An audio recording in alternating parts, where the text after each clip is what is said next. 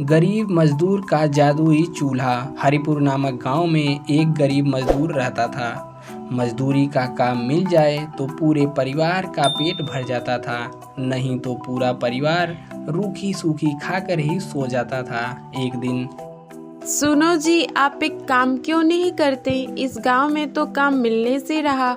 आप वो जंगल के पार वाले गांव में भी जाकर काम ढूंढ सकते हो, शायद कोई काम मिल जाए। पर आरती, उस जंगल का रास्ता बहुत खराब है। वहाँ ज्यादा बड़े जानवर पाए जाते हैं। पर कुछ तो करना पड़ेगा जी। बच्चों को कब तक रूखा सूखा खिलाएंगे? कोशिश तो करनी पड़ेगी न जी।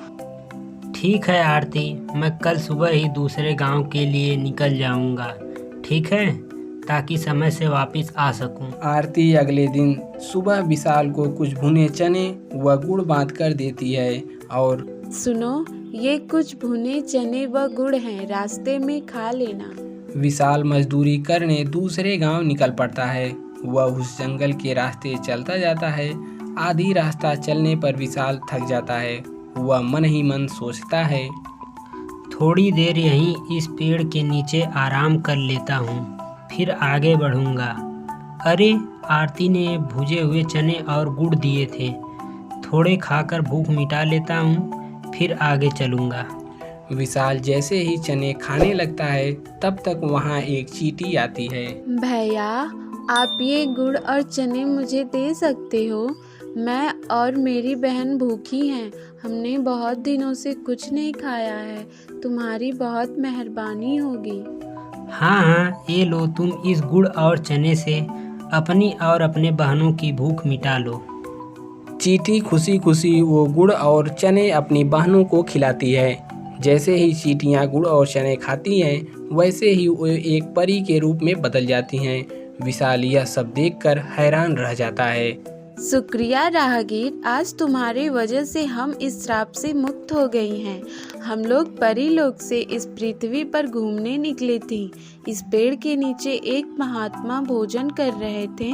हमने भूल से उनके भोजन में कंकड़ फेंक दिया, जिससे उन्होंने हमें चींटी बना दिया और श्राप दिया, जब तक कोई राहगीर हमें भोजन नहीं कराएगा तब तक हम इसी तरह चींटियां ही बनी रहेंगी। पर तुम इस जंगल में कैसे? यहाँ तो कोई आता जाता ही नहीं है। विशाल परियों को सारी आपबीती सुनाता है, जिसे सुनकर परियां भी दुखी होती हैं।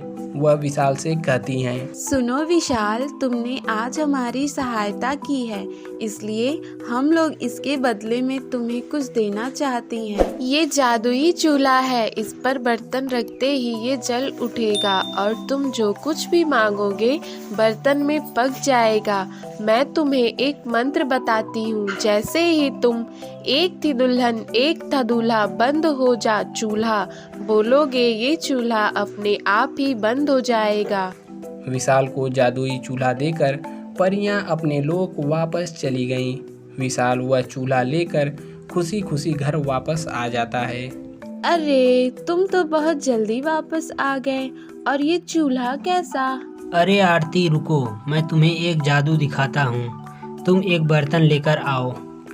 आरती बर्तन ले आती है। विशाल जैसे ही बर्तन को चूल्हा पर रखता है, चूल्हा जल उठता है। विशाल दाल बोलता है, बर्तन में दाल बन जाती है। इसी तरह विशाल सभी प्रकार का खाना बना लेता है। यह देखकर आरती और बच्चे बहुत खुश होते हैं। देखो आरती, मिनटों में सारा खाना इस चूल्हे पर तैयार हो रहा है। और कुछ चाहिए तो बोलो। बस बस, अभी इतना बहुत है हमारे लिए। ठीक है, मैं अब इस चूल्हे को बंद कर देता हूँ। एक थी दुल्हन एक था दूल्हा, बंद हो जा चूल्हा। विशाल मंत्र बोलता है और चूल्हा बंद हो जाता है। अब विशाल के परिवार को भूखा भी नहीं सोना पड़ता था। एक दिन, सुनो जी, मैं सोच रही हूँ क्यों ना हम लोग चाय समोसे का एक ढाबा खोल लें। इस चूल्हे पर चाय समोसे बनाकर बेचेंगे, इससे हमारे पास पैसे भी आ जाएंगे और तुम्हें कहीं और काम करने की जरूरत नहीं होगी। कह तो तुम ठीक ही रही हो आरती, मैं कल ही एक जगह ढूंढता हूँ। विशाल ने एक रूम किराए पर लेकर ढाबा खोल लिया और उस जादुई चूल्हे की मदद से चाय और समोसे बना लेता है। धीरे धीरे उसके चाय समोसे का ढाबा चल पड़ता है। अब उसके ढाबे पर अच्छी खासी भीड़ होने लगी थी। अब विशाल अपने ढाबे पर आने वाले गरीबों को मुफ्त में चाय और समोसा खिला दिया करता था। धीरे धीरे विशाल की गरीबी के हालात में सुधार होने लगता है। एक दिन, अरे भाई विशाल, कैसे हो? अरे संजय, तुम शहर से कब आए मेरे दोस्त? गांव का रास्ता ही भूल गए हो लगता है। बस काम से फुर्सत ही नहीं मिलता। बस तुम्हारी भाभी को कुछ काम था तो 2-1 दिन के लिए आए हैं। मैंने सुना है तेरे तो वारे न्यारे ही हो गए हैं। तूने ढाबा खोल लिया है। तेरे इस ढाबे की चर्चा पूरे गांव में हो रही है। हाँ मित्र, बस सब भगवान की कृपा है। यह सुनकर संजय मन ही मन सोचता है, बात तो कुछ और है। ऐसे ही नहीं मानेगा, मुझे सच का पता लगाना ही होगा। अगले दिन सुबह में विशाल जब ढाबा खोलने जाता है तो संजय भी उसके पीछे वहां पहुंच जाता है। अरे मित्र, इतनी सुबह सुबह? मैंने सोचा कल वापस शहर जा रहा हूँ तो आज तुम्हारे ढाबे पर ही चाय नाश्ता कर लूँ। पता नहीं शहर से कब वापस आना हो। हाँ संजय, बिल्कुल भाई। ये कोई कहने की बात है? तुम बैठो, मैं तुम्हारे लिए चाय व समोसे बना कर लाता हूँ। विशाल ढाबे की रसोई में चला जाता है। संजय रसोई में छुपकर देखने लगता है। ये क्या जादू है? विशाल ने इस चूल्हे पर खाली बर्तन रखा और अपने से चाय बन गया। अरे अब ये कढ़ाई रख रहा है। अरे ये क्या, समोसे भी बन गए।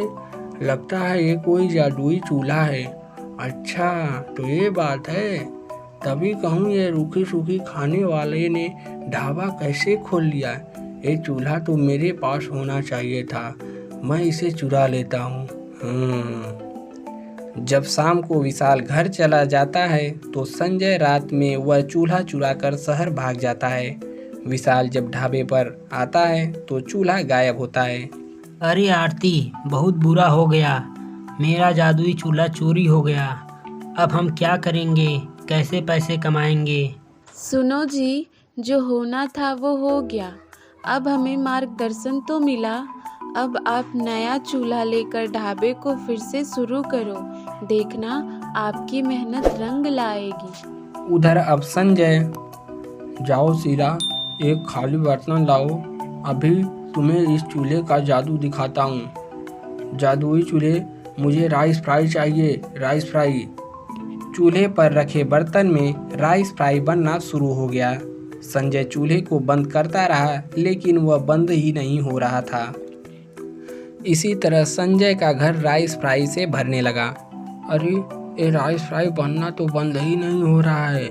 ऐसे तो हम राइस फ्राई की ढेर में ढककर मर जाएंगे। रानी, क्या करूं, कुछ समझ नहीं आ रहा। अब तो एक ही रास्ता है, इस चूल्हे को तोड़ दो।